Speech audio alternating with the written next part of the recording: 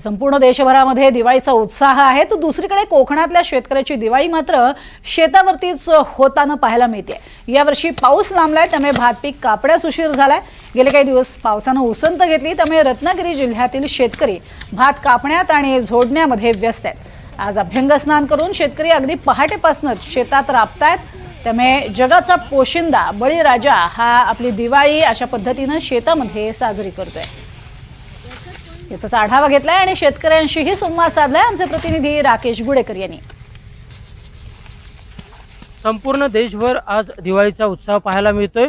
ठिकठिकाणी मोठ्या उत्साहात आणि दणक्यात दिवाळी साजरी केली जाते, पण कोकणातला शेतकरी मात्र हा शेतात राबताना पाहायला मिळतोय। या शेतकऱ्यांची दिवाळी ही शेतावरच होत असलेली आपल्याला पाहायला मिळते। या वर्षी पाऊस लांबला आणि त्यामुळे भात पीक जे आहे ते कापणीसाठी उशीर झाला आणि त्यामुळे काही ठिकाणी आता पावसाने उसंत घेतल्यामुळे भात पीक कापून झालेलं आहे आणि ते आता झोडण्याची देखील लगबग या शेतकऱ्यांची या ठिकाणी दिसून येते। आज अभ्यंग स्नान आणि अभ्यंग स्नान करून आज शेतकरी जो आहे तो शेतामध्ये आलेला आहे। आपल्यासोबत इथले काही शेतकरी आहेत। काका, काय नेमकं सांगाल? कारण आज सकाळपासूनच तुम्ही शेतीमध्ये दिसताय। आज सकाळपासून आम्ही शेतामध्ये आलेलो आहे। पावसाळा झोडणी आणि त्याच्यामुळे आम्ही पावसाच्यामुळे जी झोडणी आम्ही हुरकतोय ते पाऊस आता कमी आल्यामुळे आम्हाला शेताच्यामुळे यायला लागतं आणि त्या भात चार गाण्याचे आम्हाला घ्यायला लागतात।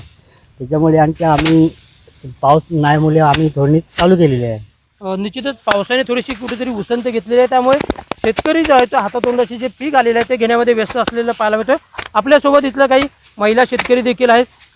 काकी, काय नेमकं सांगाल? कारण आज दिवाळीचा पहिला दिवस तुम्ही शेतामध्ये दिसताय, काय फराळ वगैरे केलात का किंवा काय? फराळ वगैरे अर्धा केलेला, अर्धा करायचा आहे आणि हे भात जोडायचं म्हणून आम्ही सकाळीच मळ्यात आलेले आहे भात जोडायला।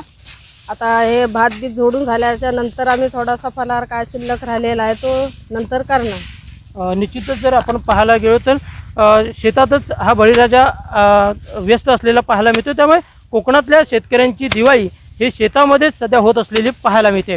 राकेश गुडेकर, NDTV मराठी, रत्नागिरी।